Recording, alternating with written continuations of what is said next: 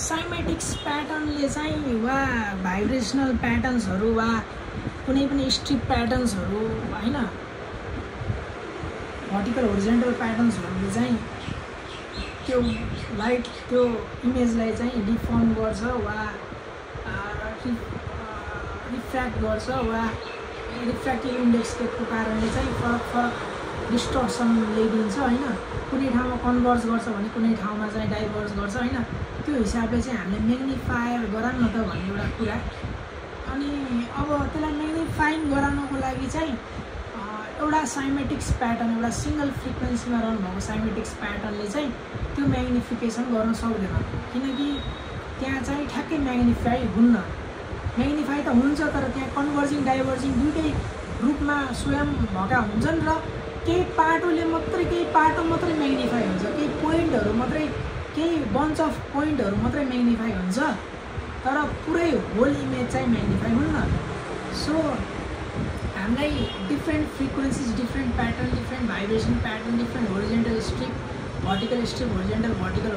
स्ट्रिपहरू स्ट्रिपहरू हामीले हाल्नुपर्छ र डिफ्रेन्ट भाइब्रेसन प्याटर्नहरूलाई चेन्ज गर्दै हेर्दै बुझ्दै त्यसबाट डाटा एक्वायर गर्दै र त्यसबाट कोरिलेट गर्दै त्यसबाट लर्न गर्दै त्यो म्याग्निफाई भएको इमेजलाई चाहिँ हामीले हेर्ने हो म्याग्निफाई गरेर रिकन्स्ट्रक्सन हो त्यो एउटा टेलिस्कोपमा हेरे जस्तो कुरा हामीले त्यो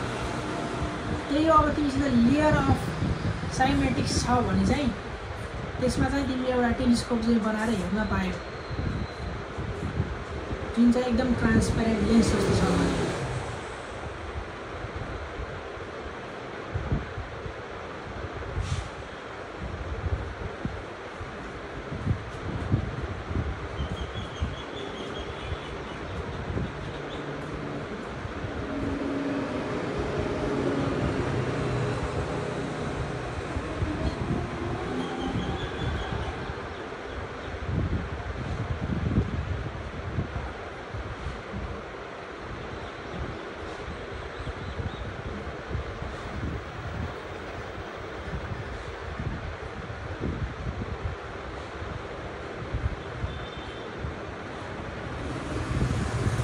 सो अब हामीले चाहिँ त्यो म्याग्निफाइड भएको इमेज चाहिँ कसरी बनाउन सक्छौँ त पहिला सुरु त टेक्निक्सहरू हुन्छ के लाइक तिमीले टेक्स्ट लेखेछौ एउटा मधुर एउटा सानो अक्षरमा टेक्स्ट लेखेछौ तिमीलाई थाहा छ त्यो टेक्स्ट के हो अब तिमीले त्यसलाई फिचर एक्सट्र्याक्ट गर्छौ क्या त्यसबाट फिचर एक्सट्र्याक्ट गर्छौ र जुम गर्दाखेरि म्याग्निफाई गर्दाखेरि त्यो फिचर त्यहाँ देखिन्छ कि नै बुझ्यौ नि त्यही चिज त्यहाँ देखिन्छ कि नै जुम भएर आउँदाखेरि त्यसरी हेर्छन् सो अब यो टेक्निक्समा चाहिँ फरक पर्छ कसरी गर्ने भन्नेमा चाहिँ and we have bunch of techniques होइन सबैले आफ्नो आफ्नो टेक्निक्सहरू लिएर आउन सक्छ काम चाहिँ हुनसक्छ आफ्नै हिसाबले काम हुन्छ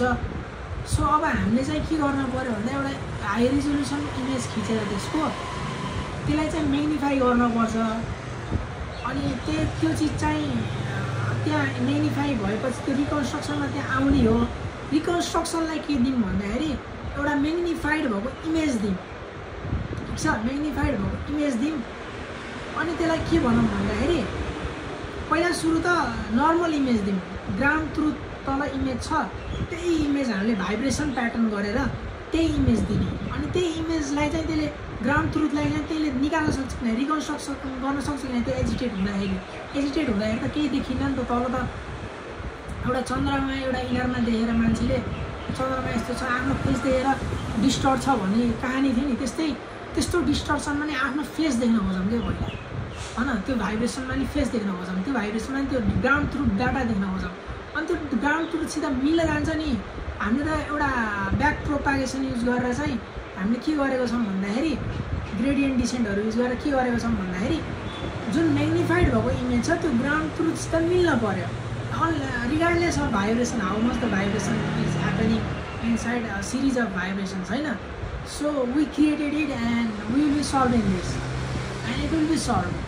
Now we do magnifications and for this we magnify as a interactive UI interactive based system and what we do is we have the features and we want it to magnified one, so we give the reconstruction side or magnified image and it will magnify through the lensing effect and all the calibration is done from the ground truth images होइन। अनि यो ground truth images पाइसकेपछि चाहिँ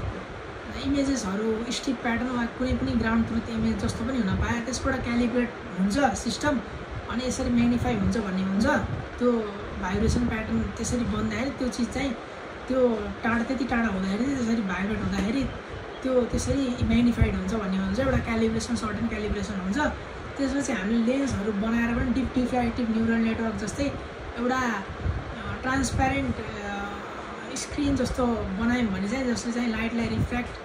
वा manipulate deform गर्न सक्छ भने चाहिँ we can zoom in very far object होइन। So this zooming effect is we will be doing it and we will be doing it sooner later we will be doing it. That's all for today. Thank you so much.